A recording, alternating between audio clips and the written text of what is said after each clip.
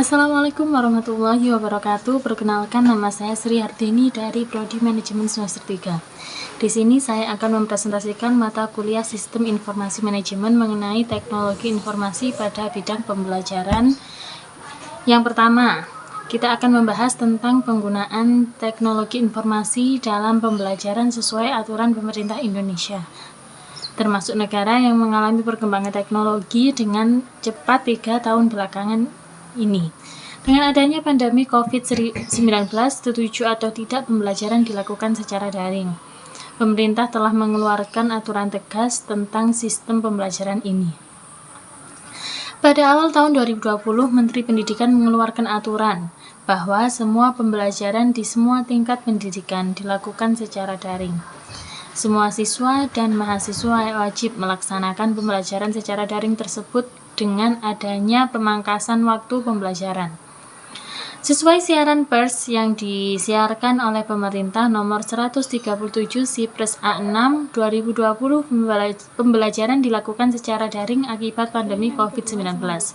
Panduan pelaksanaan pembelajaran disusun berdasarkan hasil kerja sama antar Kementerian Infokom, Kementerian Pendidikan, dan Ekonomi untuk menjalankan kebiasaan baru ini.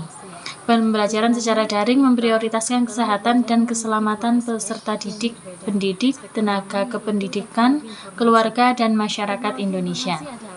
Adanya teknologi yang dimanfaatkan untuk menambah informasi yang dibutuhkan. Pemanfaatan teknologi informasi ini contohnya adalah kita menggunakan internet untuk mengakses informasi yang ingin kita ketahui.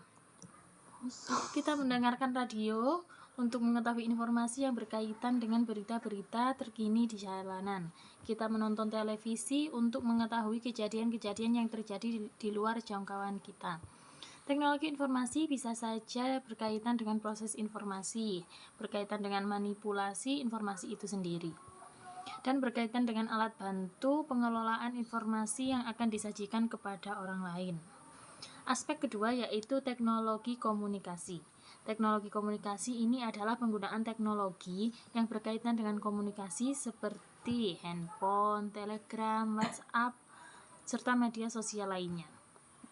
Dalam pelaksanaannya, teknologi komunikasi berkaitan dengan proses pengiriman informasi yang akan disampaikan oleh penyaluran informasi yang disampaikan agar tepat sasaran, penyebaran informasi, serta publikasi data, informasi yang perlu disampaikan dan diperbanyak sehingga orang lain mengetahui informasi tersebut. Pada prakteknya, kedua aspek ini tidak dapat dipindahkan karena kedua aspek ini saling melengkapi. Contoh, jika kita ingin menyampaikan sebuah informasi dari data penelitian yang telah kita olah sedemikian rupa, maka kita membutuhkan media komunikasi untuk menyampaikan apa yang telah kita temukan. Orang lain pun jika ingin mengetahui apa yang telah kita temukan, membutuhkan media komunikasi dan teknologi untuk mengakses hal tersebut. Maka dalam praktiknya, kedua hal ini tidak dapat dipindahkan. Antara teknologi informasi dan teknologi komunikasi saling bergantung satu sama lain. Yang ketiga adalah pembelajaran berbasis teknologi informasi pada e-learning.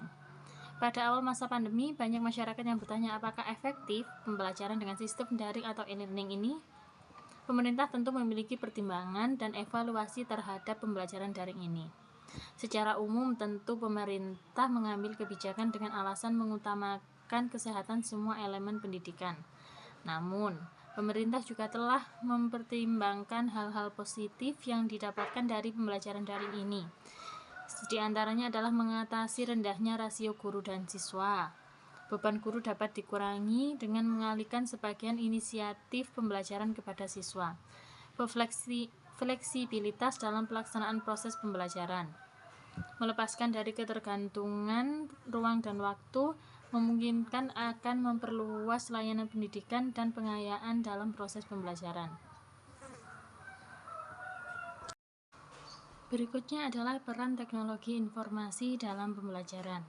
Peran tersebut ada 6, yakni 1. Menambah informasi, yang kedua meningkatkan kemampuan belajar, yang ketiga memudahkan akses belajar, yang keempat media komunikasi, dan yang kelima sumber bahan ajar yang lebih menarik Terakhir adalah sebagai media penyajian yang konsisten. Hal-hal yang harus ada teknologi informasi pembelajaran. Pembelajaran dengan menggunakan teknologi informasi wajib memiliki siswa, guru, materi, serta yang terpenting adalah komunikasi. Siswa yang melampaui batas dalam penggunaan teknologi informasi terkadang bukan karena kesalahan mereka, namun kurangnya komunikasi untuk membatasi siswa dalam menggunakan teknologi informasi di rumah, orang tua, atau kurikulum yang perlu dipelajari siswa.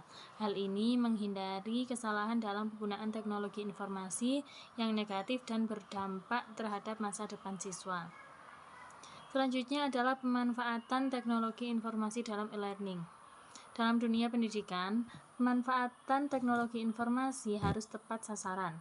Dalam pembelajaran daring, pemanfaatan teknologi informasi ini membuat presentasi yang disampaikan guru menjadi lebih menarik.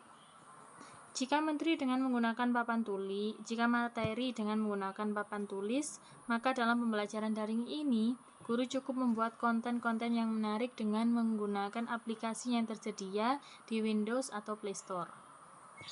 Guru dapat mempresentasikan semenarik mungkin. Pilihan warna dan bentuk tulisan adalah hal utama yang harus dipertimbangkan dalam pembuatan konten. Guru dapat memilih warna yang mencolok sebagai latar belakang tulisan agar mudah diingat oleh siswa. Guru juga dapat menambahkan gambar atau animasi yang sesuai dengan materi yang sedang dijelaskan. Untuk membagi materi dan pengumpulan tugas aplikasi yang paling sering digunakan oleh guru adalah Google Classroom. Jika secara manual ada siswa yang saling berbagi jawaban, maka dengan menggunakan aplikasi ini akan bisa dideteksi mana siswa yang original dan mana karya siswa yang plagiasi. Karena pada aplikasi ini sudah tersedia cara untuk melacak apakah karya yang dikumpulkan original atau plagiasi. Selain itu, jika siswa sewaktu-waktu ingin bertanya tentang materi yang telah dibagikan, maka siswa cukup meninggalkan komentar pada kolom yang telah disediakan sesuai dengan materi yang ditanyakan. Begitu juga dengan guru dapat memberikan jawaban di kolom komentar pada bagian pertanyaan siswa. Pada saat memberikan tugas, guru sangat terbantu dengan adanya aplikasi ini, karena pada aplikasi ini sudah disediakan fitur untuk memberikan tugas serta tugas yang dikembalikan oleh siswa bisa secara otomatis diperiksa oleh aplikasi. Hal ini tentu menghemat waktu guru dan dalam memeriksa tugas siswa. Sekian dari saya, kurang lebihnya saya mohon maaf yang sebesar-besarnya. Wassalamualaikum warahmatullahi wabarakatuh.